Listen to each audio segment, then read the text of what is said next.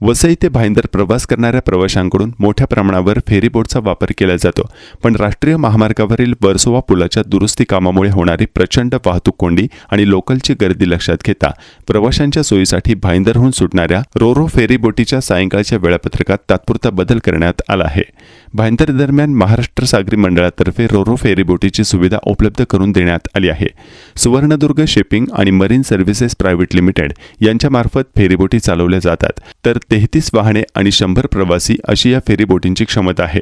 महामार्गावरील वाहतूक कोंडी, वाढता उन्हाळा आणि लोकलमधील गर्दी यामुळे मीरा भाईंदरमध्ये कामानिमित्त दैनंदिन ये-जा करणारे नागरिक तसेच खाजगी वाहनांनी ठाणे मुंबईच्या दिशेने करणारे प्रवासी फेरीबोटीचा पर्याय निवडतात।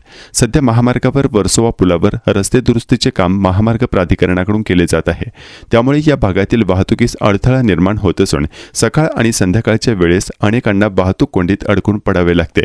वसई ते मीरा भाईंदर हे अंतर पार करताना अनेकांच्या नाकी नऊ येतात, तर सकाळी 10 ते 12 आणि संध्याकाळी 6 ते 8 या वेळेत महामार्गावर मोठ्या प्रमाणावर वाहतूक कोंडी असते, त्यामुळे अनेकांना वाहतूक कोंडीमुळे वेळेत कार्यालयात आणि संध्याकाळी कार्यालयातून घरी पोहोचता येत नाही।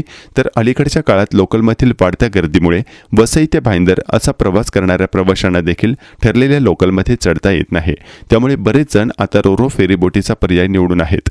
तर नागरिकांच्या सोयीसाठी 10 ते 21 मार्च दरम्यान भाईंदरहून सुटणाऱ्या शेवटच्या 2 फेऱ्यांच्या वेळेत 15 मिनिटांचा बदल करण्यात आला आहे। भाईंदरहून 6:45 सुटणारी बोट 7 वाजता आणि 7:30 सुटणारी बोट 7:45 सुटणार आहे।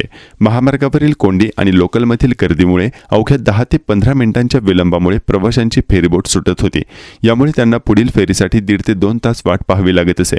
प्रवाशांचा हा त्रास कमी करण्यासाठी काही दिवसांसाठी वेळापत्रकात हा बदल केला आहे, असे वसई भाईंदर रोरो सेवेचे व्यवस्थापक अरबाज शेख यांनी सांगितले।